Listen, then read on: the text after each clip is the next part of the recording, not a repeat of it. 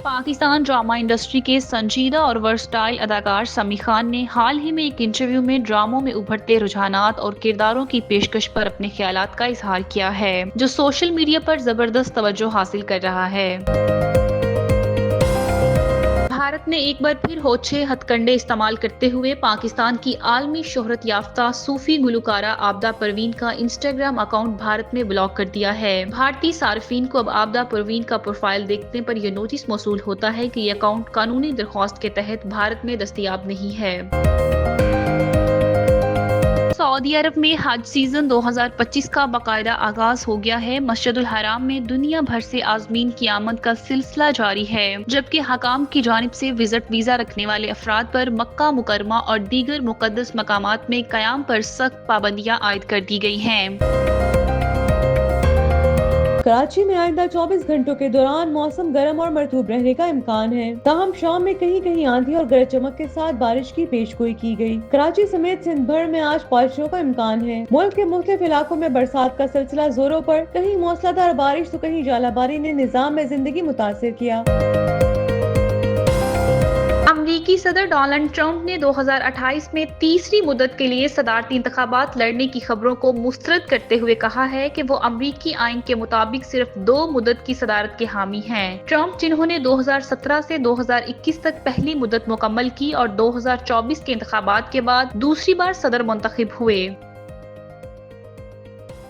Pakistan crypto council نے صرف 50 دن کے اندر دنیا کو حیران کر دینے والی پیش رفت کرتے ہوئے کرپٹو انڈسٹری میں پاکستان کا پرچم عالمی سطح پر بلند کر دیا ہے۔ وزارت خزانہ کے مطابق PCC کا باقاعدہ آغاز 14 مارچ 2025 کو ہوا اور اس قلیل عرصے میں اس ادارے نے ایسے اقدامات کیے جنہوں نے عالمی مبصرین اور ناقدین کو حیرت میں ڈال دیا ہے۔ سعودی عرب میں حج سیزن 2025 کا باقاعدہ آغاز ہو گیا ہے۔ مسجد الحرام میں دنیا بھر سے عازمین کی آمد کا سلسلہ جاری ہے، جبکہ حکام کی جانب سے وزٹ ویزا رکھنے والے افراد پر مکہ مکرمہ اور دیگر مقدس مقامات میں قیام پر سخت پابندیاں عائد کر دی گئی ہیں۔ سعودی خبر رساں ادارے کے مطابق سعودی وزارت داخلہ نے واضح کیا ہے کہ وزٹ ویزا ہولڈرز کو حج سیزن کے دوران مقدس مقامات پر قیام کی اجازت نہیں ہوگی اور اس پابندی کی خلاف ورزی پر 1 لاکھ ریال تک جرمانہ عائد کیا جائے گا۔ مقامی شہریوں اور غیر ملکیوں کو ان ضوابط سے متعلق پہلے ہی آگاہ کر دیا گیا ہے۔ ادھر پاکستان میں وزارت مذہبی امور کے ترجمان نے بتایا ہے کہ حج آپریشن 2025 کے تحت 98% سرکاری عازمین کے ویزے جاری ہو چکے ہیں۔ ترجمان کے مطابق بعض نیم خواندہ یا دور دراز علاقوں سے تعلق رکھنے والے عازمین کو بائیو میٹرک مسائل کا سامنا رہا،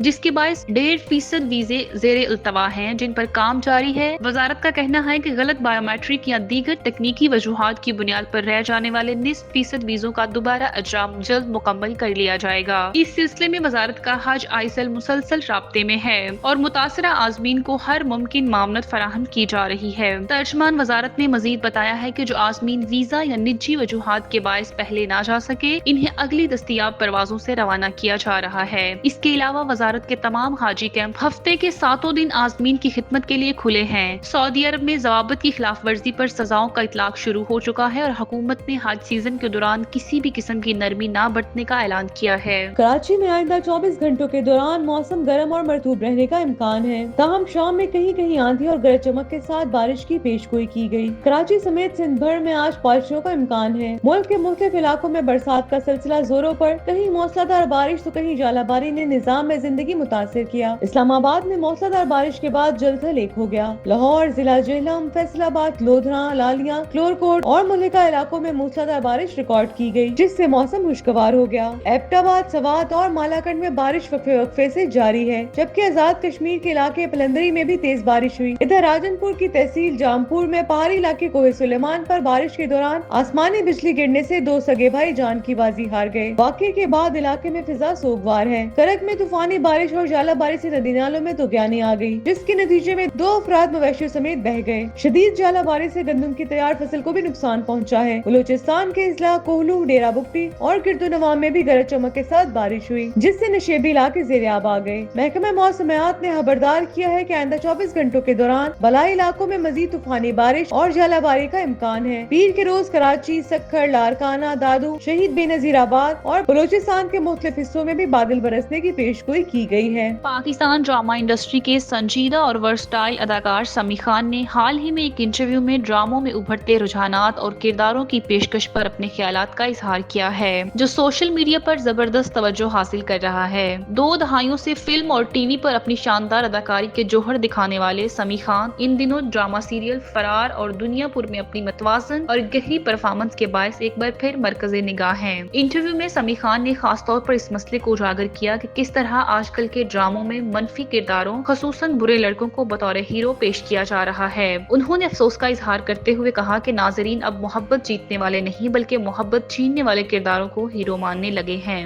سمیع نے ڈرامہ انکار کی مثال دی اور کہا کہ اب ہر ویلن کو ایک ہمدردی بھرے پس منظر کے ساتھ دکھایا جاتا ہے، حالانکہ حقیقت یہ ہے کہ کچھ لوگ محض فطری طور پر منفی سوچ کے حامل ہوتے ہیں۔ ان کے مطابق منفی کرداروں کو گلیمرائز کرنا نہ صرف غیر ذمہ دارانہ ہے بلکہ نوجوان ذہنوں پر غلط اثر بھی ڈال سکتا ہے۔ اداکارہ نے زور دیا کہ ڈرامے صرف تفریح کا ذریعہ نہیں بلکہ ایک معاشرتی ذمہ داری بھی نبھاتے ہیں اور ان کا پیغام واضح ہونا چاہیے، برائی سے نفرت کی جائے نہ کہ اسے دلکش انداز میں پیش کر کے ہمدردی حاصل کی جائے۔ سوشل میڈیا پر مداحوں اور ناقدین نے سمیع خان کی رائے کو سراہتے ہوئے کہا کہ یہ بات نہایت بروقت اور قابل غور ہے، خاص طور پر موجودہ دور میں جہاں اسکرین پر دکھائے گئے کردار نوجوان نسل کے رویوں کو براہ راست متاثر کرتے ہیں۔ بھارت نے ایک بار پھر ہوچھے ہتھ کنڈے استعمال کرتے ہوئے پاکستان کی عالمی شہرت یافتہ صوفی گلوکارہ آبدہ پروین کا انسٹاگرام اکاؤنٹ بھارت میں بلاک کر دیا ہے۔ بھارتی صارفین کو اب آبدہ پروین کا پروفائل دیکھنے پر یہ نوٹس موصول ہوتا ہے کہ یہ اکاؤنٹ قانونی درخواست کے تحت بھارت میں دستیاب نہیں ہے۔ رپورٹس کے مطابق کچھ بھارتی صارفین وی پی این استعمال کر کے ان کے اکاؤنٹ تک رسائی حاصل کر رہے ہیں، تاہم یہ اقدام بھارت میں اظہار رائے کی آزادی پر ایک اور سوالیہ نشان بن گیا ہے۔ یاد رہے کہ آبدہ پروین کا شمار ان فنکاروں میں ہوتا ہے جن کے مداح صرف پاکستان میں نہیں بلکہ بھارت سمیت دنیا بھر میں موجود ہیں۔ بھارتی حکومت کے اس فیصلے پر فن اور ثقافت سے محبت کرنے والے حلقوں نے شدید رد عمل دیا ہے۔ یہ پہلا موقع نہیں کہ بھارت نے پاکستانی شخصیات کو نشانہ بنایا ہو۔ اس سے قبل سابق کپتان شاہد افریدی کا